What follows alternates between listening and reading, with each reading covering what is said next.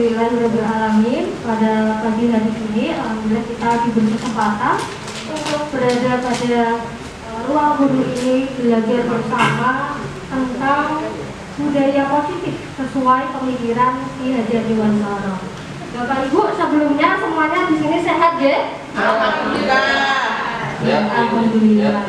Baik Bapak Ibu, hari ini kita akan belajar bersama. Jadi saya ingin berbagi sedikit pengalaman dan pengetahuan ya. Jadi hanya sedikit karena mungkin pengetahuan dan pengalaman saya ini tidak lebih dari yang Bapak Ibu miliki begitu. Baik Bapak Ibu, akan saya mulai. Yang pertama, kita akan kembali mengulas tentang dasar-dasar pendidikan Ki Hajar Dewantara. Yang pertama, dasar pendidikan Ki Hajar Dewantara itu menuntun. Maksudnya menuntun itu adalah pendidikan menuntun segala kekuatan kodrat yang ada pada anak-anak agar mereka dapat mencapai keselamatan dan kebahagiaan yang setinggi-tingginya, baik sebagai manusia maupun sebagai anggota masyarakat. Jadi kata kuncinya di sini adalah yang pertama, menuntun.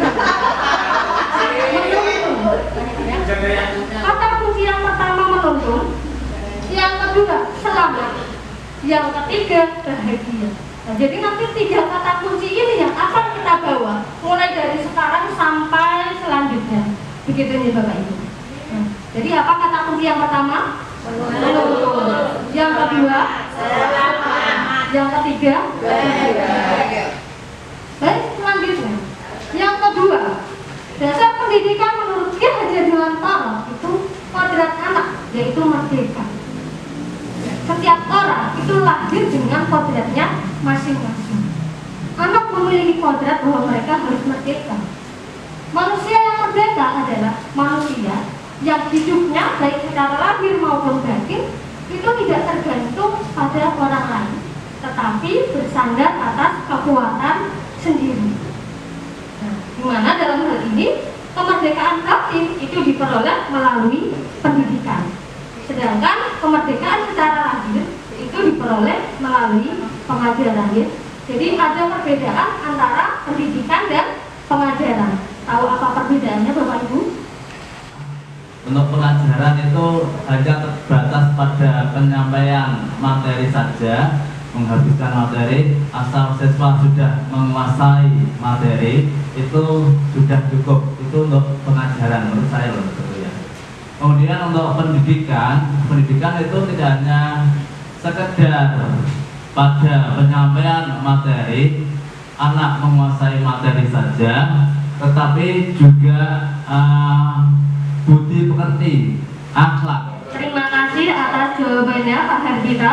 Bagus sekali. Jadi memang betul Bapak, pengajaran itu merupakan proses transfer ilmu. Jadi kita mengajar, kita memberikan ilmu kepada peserta didik kita. Sementara kalau pendidikan itu lebih kepada proses perubahan perilaku. Jadi kita mengarahkan tidak hanya memberikan materi, kita juga mendidik tentang budi pekerti. Gitu ya Bapak Ibu. Berikutnya masih dalam kodrat anak. Selain kodrat anak merdeka, kodrat anak itu juga bermain Bapak Ibu. Jadi meskipun anak kita sudah SMP ya Bapak Ibu, tapi mereka tetap masih senang bermain. Namanya anak pasti senang bermain, bahkan orang dewasa pun suka bermain gitu. Jadi permainan ini bisa kita jadikan alternatif sebagai pembelajaran di sekolah. Ini sebagai contoh permainan zaman dulu Bapak Ibu, ada permainan congklak. Masih ingat ya? Pernah main, saya juga pernah main congklak ini. Permainan congklak itu mengajarkan kita tentang matematika. Jadi kita bisa memperkirakan kalau kita ambil ini nanti kira-kira jatuhnya di mana, kita dapat berapa. Selain itu congklak juga mengajarkan kita tentang strategi. Jadi kita nanti bisa mengatur strategi bagaimana supaya kita bisa mendapatkan banyak gitu. Yang kedua kodrat zaman. Nah ini sudah sangat terlihat sekali perbedaannya. Dulu sampai sekarang zamannya sudah berubah. Sekarang perkembangan teknologi semakin pesat nih Bapak Ibu. Maka kita sebagai guru harus menyesuaikan diri, mengikuti kodrat zaman yang saat ini sedang berkembang. Kalau zaman teknologi, maka kita berusaha mengimbangi, berusaha untuk belajar tentang teknologi, begitu. Nah, berikutnya, ini yang paling penting Bapak Ibu. Jadi kita tidak bisa melaksanakan dasar-dasar yang lainnya tanpa kita memahami yang ini, berpihak pada anak. Nah, ini merupakan visi dari Taman Siswa yang didirikan oleh Ki Hajar Dewantara Bapak Ibu. Jadi visinya seperti ini: bebas dari segala ikatan, dengan suci hati mendekati sang anak, bukan untuk meminta sesuatu hal, melainkan untuk berhamba pada sang anak. Budi pekerti, watak atau karakter ini adalah perpaduan yang harmonis antara gerak pikiran, perasaan, kehendak atau kemauan sehingga menimbulkan tenaga. Bapak Ibu, coba kita lihat gambar di sini. Ini ada anak yang bermain gamelan, beberapa anak. Andaikan anak ini hanya satu anak yang memainkan gamelan, satu gamelan saja, maka kalau kita dengarkan bagaimana? Kurang serasi, kurang lengkap gitu nih, kurang. Ketika gamelan ini dimainkan secara bersamaan dengan menggunakan alat musik yang ada di sini, maka yang ada bagaimana hasilnya? Harmonis, enak didengarkan. Nah, jadi seperti itu gambaran dari budi pekerti. Hasil dari cipta, rasa, karsa atau karya ditambah dengan tenaga atau pekerti, ini menghasilkan keseimbangan atau keselarasan dalam hidup. Nah, lalu apa relevansi filosofis pendidikan Ki Hajar Dewantara? Nah, ini pesan kunci yang tadi kita bawa lagi. Tadi kita punya 3 pesan kunci. Yang pertama menuntun, yang kedua selamat dan bahagia. Ini ya, 2 dan 3, selamat dan bahagia. Nah, selamat dan bahagia pada zamannya Ki Hajar Dewantara yang dimaksud itu pada abad 21, yaitu pendidikan yang well-being. Well-being itu kesejahteraan atau kebahagiaan hidup. Sekarang saat ini sedang gencar-gencarnya ini ya, well-being. Artinya apa? Meskipun Ki Hajar Dewantara hidup pada zaman kolonial, ternyata pemikirannya sangat maju. Bahkan sampai sekarang abad 21 pun terpakai. Menuntut yang dimaksud adalah keterampilan 4P yang harus dimiliki oleh anak kita. Aksi nyata pembelajaran sesuai pemikiran Ki Hajar Dewantara. Seperti apakah murid impian saya? Bapak Ibu mengajar di kelas, Bapak Ibu ingin mereka menjadi seperti apa? Maka refleksi kita yang kedua, seperti apakah murid impian saya? Silakan Bapak Ibu tuliskan jawabannya dulu di kertas ataupun di HP. Akan membahas tentang profil pelajar Pancasila. Kalau visi sekolah kita, hafal ya Bapak Ibu? Visinya apa?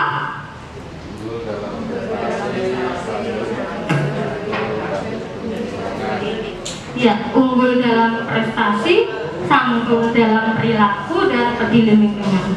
Nah, ini adalah visi pendidikan sekarang, yaitu profil pelajar Pancasila. Maka kita juga perlu menambahkan ini nih Bapak Ibu, profil pelajar Pancasila, meskipun tidak tertulis pada visi kita. Nah, apa saja profil pelajar Pancasila? Yang pertama, beriman, bertakwa kepada Tuhan Yang Maha Esa, dan berakhlak mulia. Yang kedua, mandiri, kemudian bernalar kritis, berkebinekaan global, bergotong royong, dan kreatif. Harapannya pendidikan ini nantinya bisa menghasilkan anak-anak yang memiliki profil pelajar Pancasila. Lalu bagaimana cara mewujudkan visi? Ada salah satu pendekatan Bapak Ibu yang dapat kita lakukan untuk mewujudkan visi melalui prakarsa perubahan menggunakan pendekatan inquiry apresiatif. Inquiry apresiatif adalah suatu pendekatan kolaboratif dalam melakukan perubahan yang berbasis kekuatan. Apa nilai yang harus guru miliki supaya dapat mewujudkan profil pelajar Pancasila? Kita juga harus berperan. Bagaimana peran kita supaya nanti kita bisa mewujudkan profil pelajar Pancasila? Ini adalah nilai dan peran guru penggerak. Jadi meskipun belum menempuh pendidikan guru penggerak, Bapak Ibu ini saya yakin semuanya adalah guru penggerak. Nilai apa yang harus kita miliki? Yang pertama, mandiri. Mandiri tadi bersandar atas kekuatan sendiri. Bukan berarti kita tidak perlu bekerja sama dengan orang lain. Kita tetap perlu berkolaborasi. Maka selain mandiri harus kolaboratif. Kemudian berpihak pada murid, inovatif dan reflektif. Makanya kita harus sering-sering melakukan refleksi untuk mengetahui apa yang sudah, apa yang belum, dan apa yang sebaiknya kita lakukan. Kemudian perannya yang pertama adalah memimpin pembelajaran. Bapak Ibu ketika di kelas semuanya sebagai pemimpin pembelajaran. Bapak Ibu yang mengarahkan, yang menyusun skenario pembelajaran di kelas. Maka Bapak Ibu sudah menjalankan peran ini sebagai pemimpin pembelajaran. Peran yang kedua, mewujudkan kepemimpinan murid. Ketika Bapak Ibu menyusun organisasi kelas, maka Bapak Ibu wali kelas misalnya itu sudah mewujudkan kepemimpinan murid.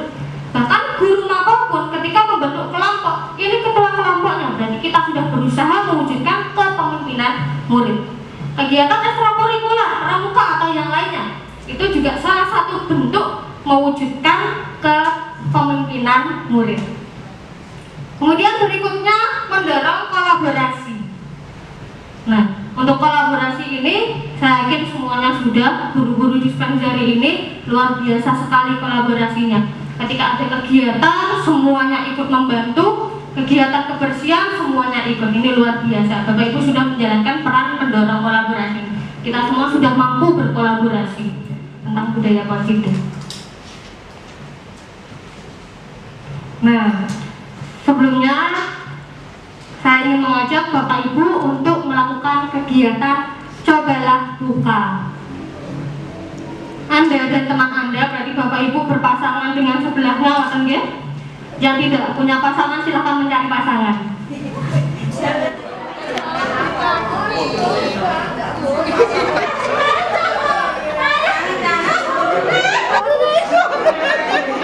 Ada yang berhasil?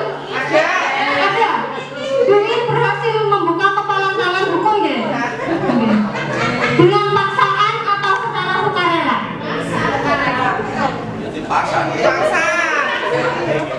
Tadi semuanya tetap berusaha mempertahankan ya, walaupun nanti akhirnya kalah karena dipaksa tadi. Perubahan paradigmanya, kita beralih dari stimulus respon ke teori kontrol. Kalau sebelumnya pada teori stimulus respon, realitas kebutuhan kita sama, anggapannya seperti itu, kebutuhan kita sama. Pada teori kontrol, kebutuhan kita berbeda. Pada stimulus respon, dianggap bahwa semua orang melihat hal yang sama. Sedangkan pada teori kontrol, itu setiap orang memiliki gambaran yang berbeda. Ini perubahan paradigma yang perlu kita lakukan dari dulunya awalnya kita stimulus respon, mari kita berusaha menjalankan teori kontrol ini. Kalau baik, maka mari kita laksanakan begitu. Sekarang saya beri pertanyaannya, pertanyaan pemantik. Bagaimana cara membuat murid disiplin? Siapakah yang bisa mendisiplinkan murid? Apakah guru bisa mendisiplinkan murid? Atau orang tua murid? Atau murid itu sendiri? Jawabannya apa Bapak Ibu? Iya, murid itu sendiri, betul sekali. Jadi yang mendisiplinkan murid, yang mendisiplinkan diri kita misalnya, itu adalah diri kita sendiri. Makna disiplin dalam bahasa Latin itu ternyata artinya belajar. Disiplin diri membuat orang lain menggali potensinya menuju sebuah tujuan yang dihargai. Itu disiplin diri. Kita berusaha mendisiplinkan diri, berarti kita berusaha menggali potensi diri untuk mencapai tujuan kita, tujuan yang ingin kita hargai. Kita ingin menjadi apa, maka kita disiplinkan diri. Namun dalam budaya kita, makna kata disiplin telah berubah menjadi mendapatkan kepatuhan. Ada 3 teori motivasi perilaku manusia. Yang pertama, untuk menghindari ketidaknyamanan. Jadi, ketika ada anak yang motivasi belajarnya untuk menghindari ketidaknyamanan, mereka akan bertanya, apa yang akan terjadi apabila saya tidak melakukannya? Apa yang akan terjadi kalau saya tidak mengerjakan tugas? Apa yang akan terjadi kalau saya datang terlambat sekolah? Ini adalah motivasi untuk menghindari ketidaknyamanan. Oh, nanti saya akan dihukum. Supaya tidak dihukum, maka saya harus berangkat tepat waktu. Nah, motivasi ini berupa motivasi eksternal. Jadi sumbernya bukan dari diri anak sendiri, karena ada sumber dari yang lain tadi, karena takut ini, khawatir itu. Begitu. Motivasi yang kedua, untuk mendapatkan imbalan. Anak akan bertanya, apa yang akan saya dapatkan apabila saya melakukannya? Kalau saya bersih-bersih kelas, nanti saya dipuji. Kalau saya seperti ini, saya dapat hadiah ini. Maka motivasi anak itu berupa motivasi eksternal untuk mendapatkan imbalan atau penghargaan. Jadi mereka melakukan sesuatu karena mereka memang ingin menjadi sesuatu yang bisa menghargai diri sendiri. Saya ingin belajar supaya saya bisa mendapatkan ilmu yang bermanfaat, supaya nanti saya bertambah pengetahuannya. Nah, maka motivasi ini disebut motivasi yang berasal dari diri sendiri, motivasi internal. Motivasi eksternal untuk menghindari ketidaknyamanan, untuk mendapatkan imbalan, ini adalah motivasi yang sifatnya jangka pendek, tidak bisa menjadi berkelanjutan, bukan motivasi yang jangka panjang. Sedangkan motivasi yang timbul dari dalam diri, motivasi intrinsik, itu nantinya akan menjadi motivasi jangka panjang, Bapak Ibu. Nah, jadi motivasi internal ini yang menjadi dasar tujuan kita menerapkan disiplin positif. Pernyataan yang pertama ini, di antara pernyataan ini, manakah yang hukuman, manakah yang konsekuensi, Bapak Ibu? Mencatat 100 kali dalam buku kalimat, saya tidak akan terlambat lagi karena terlambat sekolah, termasuk hukuman atau konsekuensi. Hukuman. Kita lihat jawabannya ya. Betul ya, hukuman. Kemudian lari mengelilingi lapangan basket 2 kali karena terlambat hadir di sekolah. Suatu peraturan, maka hal pertama yang perlu kita tanamkan adalah keyakinan. Keyakinan kelas. Jadi kita perlu utamakan keyakinan kelas daripada langsung mengarah ke peraturan kelas. Kenapa? Untuk menjawabnya mudah. Kita coba jawab pertanyaan ini saja. Mengapa kita memiliki peraturan tentang penggunaan helm saat mengendarai kendaraan bermotor? Untuk keamanan. Nah, keamanan inilah yang disebut sebagai nilai keyakinan. Jadi untuk pembentukan keyakinan kelas bagaimana caranya?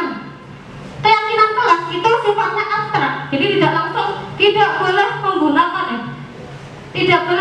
celana pensil, itu peraturan ya. Kalau keyakinan kelas itu abstrak. Misalnya saling menghargai sesama teman. Kemudian sopan kepada guru atau menggunakan pakaian yang sopan. Nah, jadi tidak langsung mengarah pada peraturannya ini, tidak, tapi lebih mengarah pada nilai keyakinan yang kita hargai. Jadi pada dasarnya manusia itu memiliki 5 kebutuhan ini. Kalau tadi si Doni jawabannya ketika ditanya alasanmu kenapa melakukan itu, dia menjawab karena saya lapar, tidak bawa bekal. Nah, maka kebutuhan yang Doni sedang penuhi adalah kebutuhan bertahan hidup. Kalau misalnya Doni tadi ketika ditanya menjawab, karena saya senang melihat ekspresi teman-teman saya ketika saya ganggu bekalnya saya minta, mereka ekspresinya lucu, gitu. Ada yang nangis, nah itu kan hiburan untuk saya. Maka kebutuhan yang berusaha dipenuhi Doni ini adalah kebutuhan kesenangan. Kemudian kalau jawabannya si Doni ini, karena dengan dia mengambil bekal temannya dia jadi diperhatikan, diperhatikan temannya, diperhatikan oleh gurunya Bu Ambar tadi, maka kebutuhan yang berusaha dipenuhi adalah kebutuhan cinta dan kasih sayang. Kalau jawabannya Doni, tadi misalnya Doni bosan bekalnya itu saja, dia pengen mencoba bekal yang berbeda, maka kebutuhan yang berusaha Doni penuhi adalah kebutuhan kebebasan. Dan yang terakhir, kalau Doni jawabannya dia merasa hebat karena teman-temannya jadi takut, terus ngasih bekalnya ke Doni, maka kebutuhan yang berusaha dipenuhi adalah kebutuhan penguasaan. Jadi setiap manusia itu melakukan sesuatu pasti ada dasarnya, ada kebutuhan yang berusaha dia penuhi. Nah, bagaimana cara kita mengarahkan supaya anak-anak kita bisa memenuhi kebutuhannya, tidak dengan cara yang salah, tapi dengan cara yang benar. Kita berada pada posisi kontrol yang mana? Posisi kontrol yang pertama, penghukum. Seorang penghukum bisa menggunakan hukuman fisik maupun verbal, tidak hanya fisik maupun verbal. Biasanya seorang penghukum akan berkata seperti ini: patuhi aturan saya atau awas. Membuat orang merasa bersalah ini mengatakan dengan kalimat yang lembut, yang lemah lembut untuk mengontrol anak. Misalnya dengan seperti ini: ibu sangat kecewa sekali dengan kamu. Pemantau ini bertindak berdasarkan peraturan dan konsekuensi. Jadi ketika ada anak yang berbuat salah, pemantau ini akan bertanya seperti ini: peraturannya apa? Lalu apa yang telah kamu lakukan? Konsekuensinya apa? Guru berbuat sesuatu bersama murid, mempersilahkan murid mempertanggungjawabkan perilakunya, mendukung murid agar dapat menemukan solusi atas permasalahannya sendiri. Manajer akan berkata, apa yang kita yakini? Apakah kamu meyakininya? Nah, kalau kamu meyakininya, apakah kamu bersedia memperbaikinya? Bagaimana sebaiknya respon kita bila ada murid kita yang melakukan kesalahan? Baiknya kita ajak anak kita untuk melakukan restitusi. Apa itu restitusi? Restitusi bukan untuk menebus kesalahan, namun untuk belajar dari kesalahan. Ada 3 langkah. Yang pertama, menstabilkan identitas. Menstabilkan identitas ini, kita semua akan melakukan hal yang terbaik yang bisa kita lakukan. Apa yang kita sampaikan kepada anak ketika ada anak yang berbuat salah? Pertama, kita seperti ini: semua orang tentu pernah berbuat salah. Saya pun juga pernah. Nah, seperti ini. Kita semua memiliki motivasi internal. Nah, ketika kita coba mengenal keyakinan kelasnya, keyakinan kelas yang kamu yakini selama ini bagaimana? Kalau kamu sudah melakukan seperti ini, apakah kamu sudah bertindak sesuai keyakinan kelas? Nanti anak-anak akan menjawab, oh ternyata belum, sebaiknya silakan seperti ini. Mereka akan sadar sendiri. Jadi kita mulai dari awalannya tadi. Awalnya kita tidak langsung menyalahkan, langsung berkata seperti ini: saya juga kan melakukan seperti itu. Kita semua tentu pernah berbuat salah. Gitu. Jadi kita tidak langsung kamu salah atau bagaimana gitu. Ini adalah langkah-langkah untuk melakukan restitusi. Setelah saya belajar tentang budaya positif, saya menyadari apa? Silakan Bapak Ibu tuliskan jawabannya, ini bebas kan? Saya mencoba membuat keyakinan kelas dengan anak-anak, kemudian anak-anak saya ajak untuk menuliskan kesepakatan kelas bersama, kemudian ditampal di belakang kelas ini. Ini baru memang harus saya terapkan karena saya juga baru tahu ada ilmu seperti ini. Kemudian ini saya mencoba mengajak anak untuk melakukan restitusi. Ini terkena karena anak ini itu waktu dari tidak pernah mengerjakan tugas ini. Bapak Ibu, mari kita budayakan disiplin positif. Nah, lebih baik kenali dulu kebutuhan murid kita. Terapkan disiplin restitusi. Kalau bisa manajer, kalau tidak bisa sebagai monitor tidak masalah atau pemantau. Daripada kita mengulangi dosa seperti ini. Itu Bapak Ibu, terima kasih. Akhirnya saya ingin mengajak Bapak Ibu kita semua, mari ciptakan budaya positif di lingkungan sekitar kita. Harapannya nanti kita bisa bersama-sama mewujudkan visi bersama, visi sekolah unggul dalam prestasi,